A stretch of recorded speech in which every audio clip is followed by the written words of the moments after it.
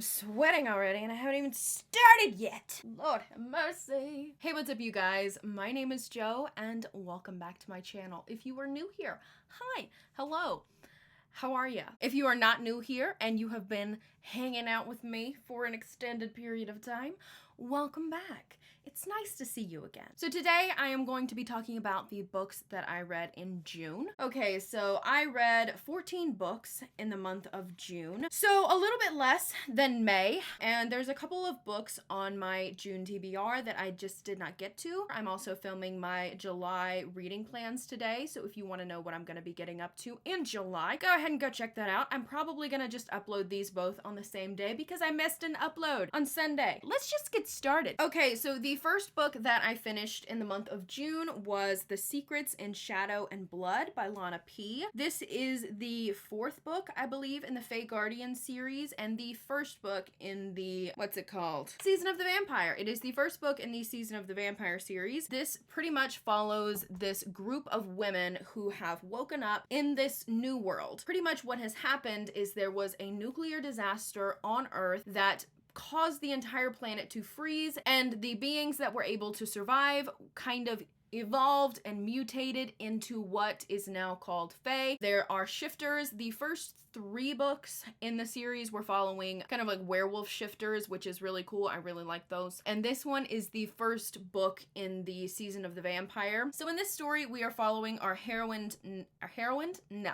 There's no D on that word. In this story, we are following our heroine named Violet, who woke up a couple years previous, and right after she wakes up, she is brutally attacked by a group of vampires. So after this, she ends up escaping this situation, and she is able to put herself kind of in hiding. She pretty much messes up her ears to make them into a pointed shape and passes herself off as a pixie. But because of the trauma that she has due to the events that happened with the attack by the vampires, she hates one thing in this world, and that is vampires. And within this new life that she is living in this new world, she hunts and kills them. Our hero in this story's name is Indigo, and he is a Fae Guardian. Of course, we're in the Fae Guardian series, duh. Coincidentally, he is also a vampire who has been sent by the Fae Guardians to find her because she is the woman who made the formula that made the nuclear bomb that destroyed the world, and there's some people after her that want that information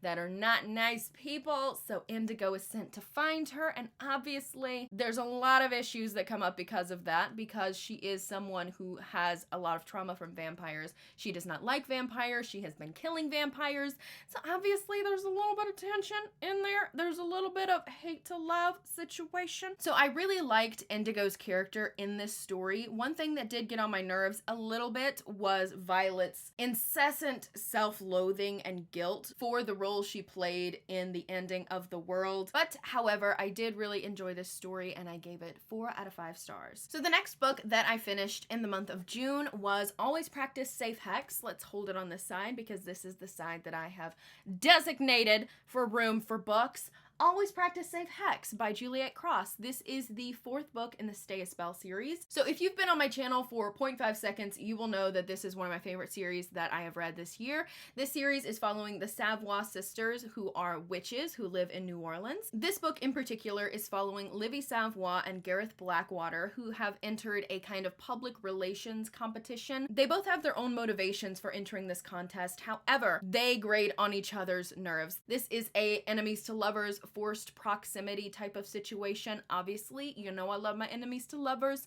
I love the forced proximity. Gareth in this book is actually a Grimm, which we have talked a little bit about in the other books in this series, but they are a very, very secretive race of paranormal beings, and we don't know that much about them until this book. And let me tell you, Gareth is a nasty little man. This book is probably the spiciest in terms of like sexual content and types of sexual content that I have found in the series. I really enjoyed the progression of Livy and Gareth's relationship. Obviously, from hate to love, you get a lot of information about the Grimms, and they are such interesting little creatures, and they're not little at all. They are such interesting, very large, in charge creatures. One thing that I do want to mention that is within this story is an attempted sexual assault, as well as some sexual harassment, not by the hero himself, but by someone else. So if that is something that you are uncomfortable with, just know that before going in. Nevertheless, I gave this book 5 out of 5 stars. Not surprising. Not surprising. The next book that I finished in the month of June was Zodiac Academy, Origins of an Academy Bully by Caroline Peckham and Suzanne Valenti. This is book 0 in the Zodiac Academy series. This is kind of like a little novella. So in this novella, we are following Darius Acrux, who is my main man in the series so far, and Lance Orion. This takes place a few years before the initial events of the first Zodiac Academy book. So we do not get to see our ladies, Tori and Darcy, but we do get to see a little bit of the behind the scenes things that are going on politically as well as within the Acrux family. And we also get to learn a little bit more information about Lance Orion's role, as well as how he is actually tied to the Acrux family themselves. Orion's family has long since held a role in the Acrux family shenanigans. Darius and Orion suspect both of their families of being involved in the spreading of dark power, blood magic that is going on, and they are determined to get to the bottom of it and find out what their families are hiding. I really enjoyed this novella. There was a lot of things that you learn about both Lance himself and also Darius that add a lot to their character before you read the second book in the Zodiac Academy series. I would definitely recommend that you read this little novella before you read book 2. I'm pretty sure I gave it 3 stars. Let's just go with 3 stars. 3 stars, 3.5 stars. Not sure because I didn't write it down because I'm an absolute dingus. I'm a dingus. Next, I read Ruthless Fae by Caroline Peckham and Suzanne Valenti. This is the second book in the Zodiac Academy series. At the end of the first book, the heirs have attempted to break the will of Tori and Darcy, but they failed. Tori and Darcy have decided to stay at Zodiac Academy and maybe get some revenge, but they realize that they cannot take the heirs on altogether, so they decide to pick on them one at a time. And it's fantastically hilarious. It is absolutely hilarious. Within this book, we get quite a bit of character development. We get a lot more information about the heirs in general, as well as learning a little bit more about Tori and Darcy. I feel like within this book, the Vega twins really do start to find their place at Zodiac Academy, which is something that I was really looking forward to seeing happen. They really do, and they find their strength, and they start doing a little bit of Fae-like conniving, which I'm down with. One thing that I do need to say is that Geraldine is my new favorite character. She is a bad bitch, and I love her so much. This book did have one sex scene in it.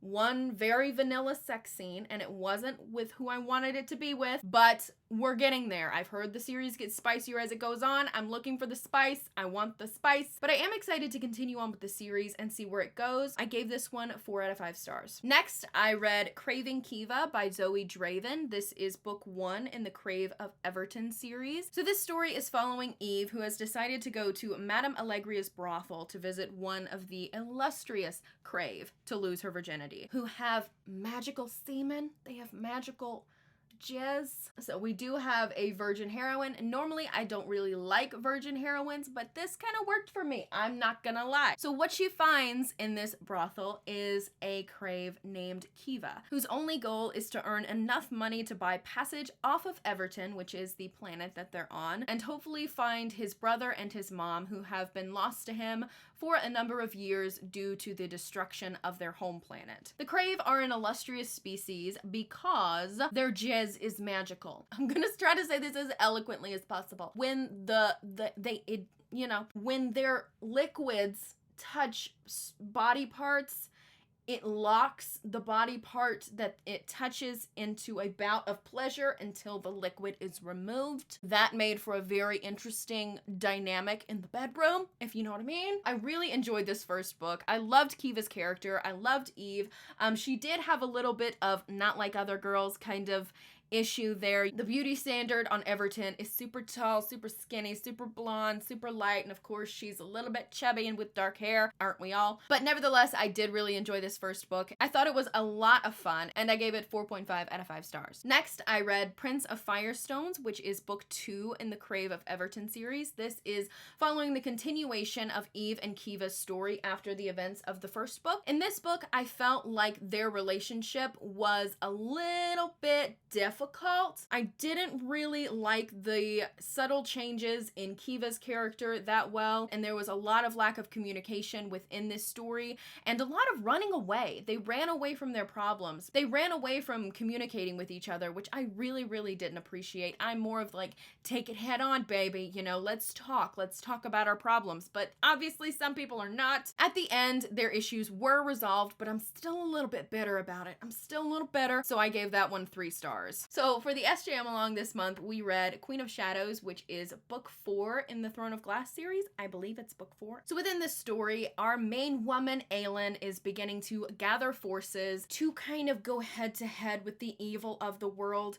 I really enjoyed this book. This is one of my favorite books in the series. Just gonna toss it in the middle of a sentence. Just keep it in there. Who cares? This is one of my favorite books in this series, and I really, really enjoyed the reread of this. I had a little bit of trouble getting into it in the first half, but I usually feel that way with a lot of Sarah J. Maas books. I feel like she is so much stronger in the end, not just of a series, but in a novel as a whole. I feel like she's so much stronger. It's like rewatching one of your favorite reality TV shows. There were a few scenes in this book that always get my heart hurting. There's a couple of them that get my heart aflutter. But one thing I do want to say is that this series will give you blue balls like nobody's business, okay? I really like the character development within this story. I feel like Chaol especially grows a lot through the course of this book. A lot of people hate Chaol, but I love that little man. I love my little Chaol chip. This is where the series for me really, really, really gets great. Heir of Fire kind of makes the series explode. And in this book, I feel like Sarah J. Maas really gets a grasp on what she is trying to do with the story, and I really, really, really, really, really, really love it. I gave Queen of Shadows 4 out of 5 stars. So the next book that I read in the month of June was a bit of a doozy, and that was My Dark Vanessa by Kate Elizabeth Russell. I buddy read this with my good friend Renee. Hi Renee!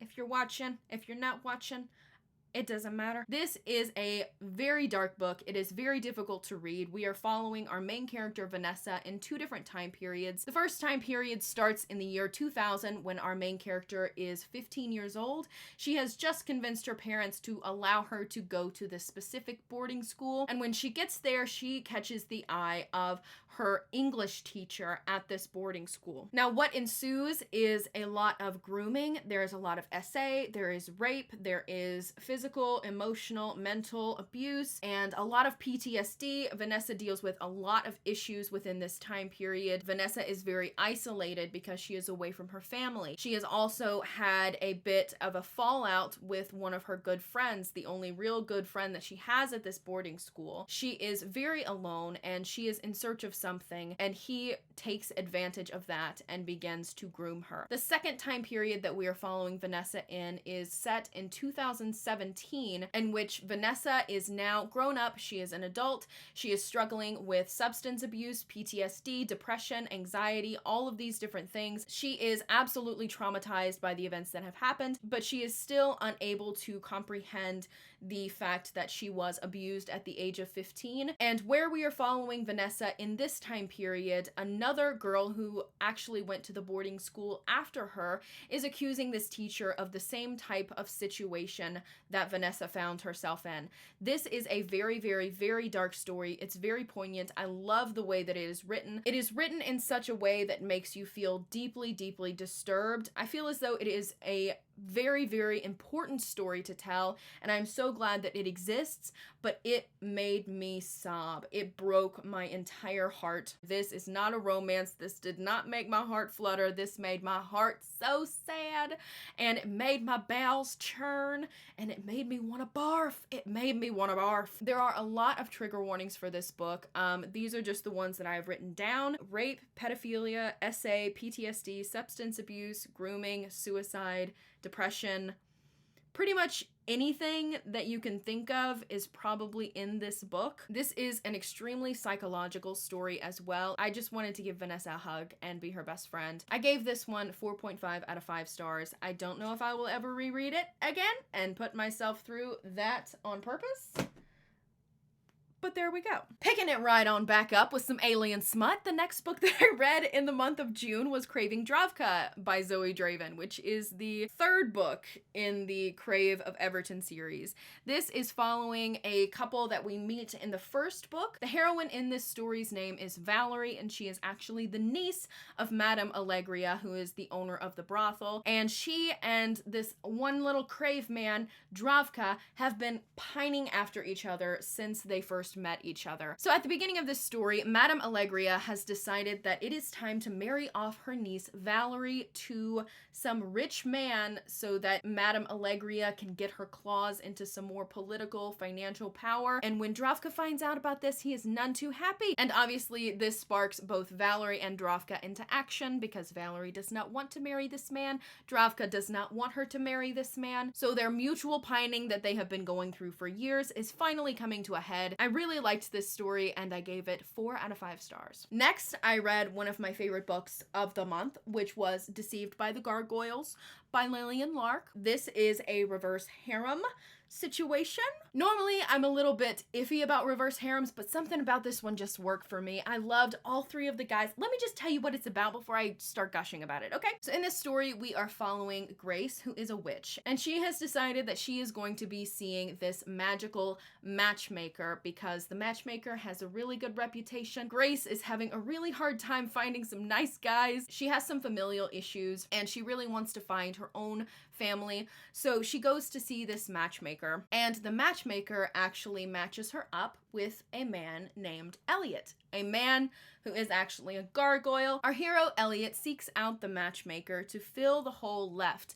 in his clan by the death of the clan leader. Now Elliot is already mated to Broderick and Alistair, and he does not tell his 2 mates that he is going in search for a 4th member to their little menagerie. So there is a little bit of questionable morals, but I really, really, really liked it. For some reason, this just worked for me, and when everything came out, they all talked about it, and it was all great and fabulous. I mean, Elliot, he is one of those characters who means well, but he tends to get everybody into precarious situations. Grace is a plus-size main character, and this bitch is confident to the max, and I absolutely love seeing that. I really love a plus-size main character who is absolutely over the moon about herself. She knows that she's hot, she dresses like she's hot, and she has the confidence of a mediocre white man, and I love her so much. This book does also have some sword fighting in it. Is that what it's called?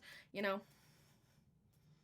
sword fighting. I'm sure people in the romance community will correct me if I'm wrong. Sword fighting, I really liked that as well. Obviously, I loved this one. I gave it 5 out of 5 stars, and I moved right along with my Lillian Lark train and read Found by the Lake Monster by Lillian Lark. This is another monster romance. So our main man, Adrian, is a Nyx who is going into what he believes to be his final heat. And during their heat is the only time in which they can produce offspring, and Adrian really wants to have kids. So obviously there is a breeding thing in here. Our beautiful leading lady, Amy, is with a group of people walking through the woods, traipsing around in search of the lake monster. And of course, she stumbles upon Adrian, who is currently waiting for his date to arrive, his date that the matchmaker has set up for him. And of course, he thinks that Amy is his date, and Amy is none too quick to correct him on that fact. I liked this one a little bit less than Deceived by the Gargoyles. There were a couple weird things,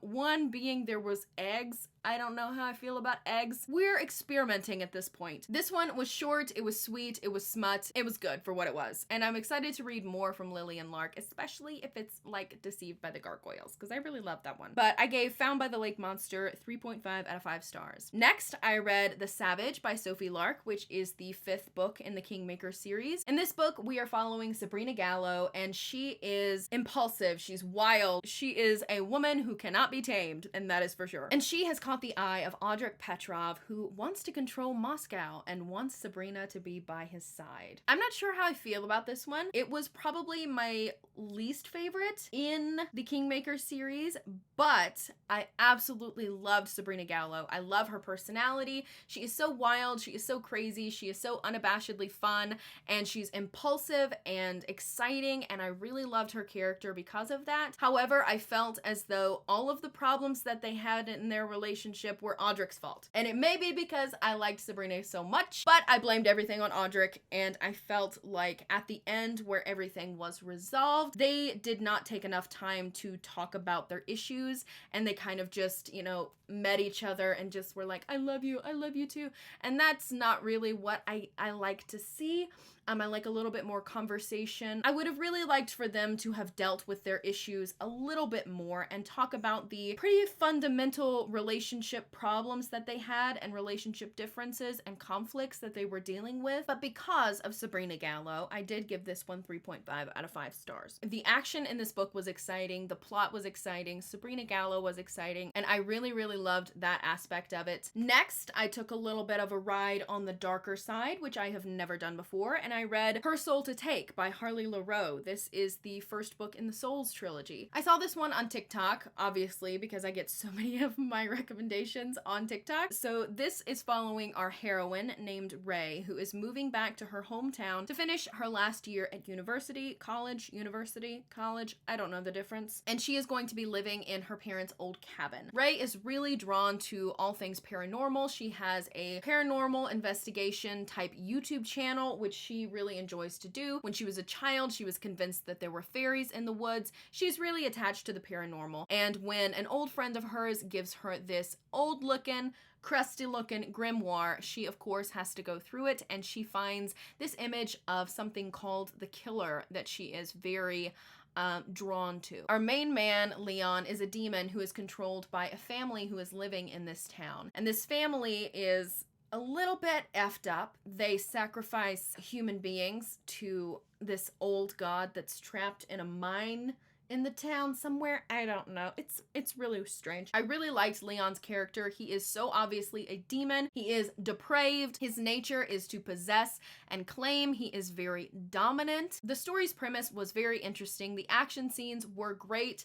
I really loved Leon's character, and he was the shining golden boy of this book for me. Where this book fell flat was within the heroine herself. I found Ray to be very insufferable in the sense that she was new to this world, but when she was warned about certain things, when she was told that she should do this and not that, she would do the opposite. She had this desire to be independent, which ultimately just put her into situations that she had no business being in, and she overestimated her capabilities so far that it just got on my nerves. And every single time she had a choice, she would choose the wrong thing. She would do the wrong thing, and it just got on my nerves so much. She just has this overwhelming desire to be independent that just made her more stupid, and I say that so lovingly. So I gave this one 2.5 out of 5 stars. It did not personally work for me. So the last book that I read in the month of June, I have been talking for 50 minutes.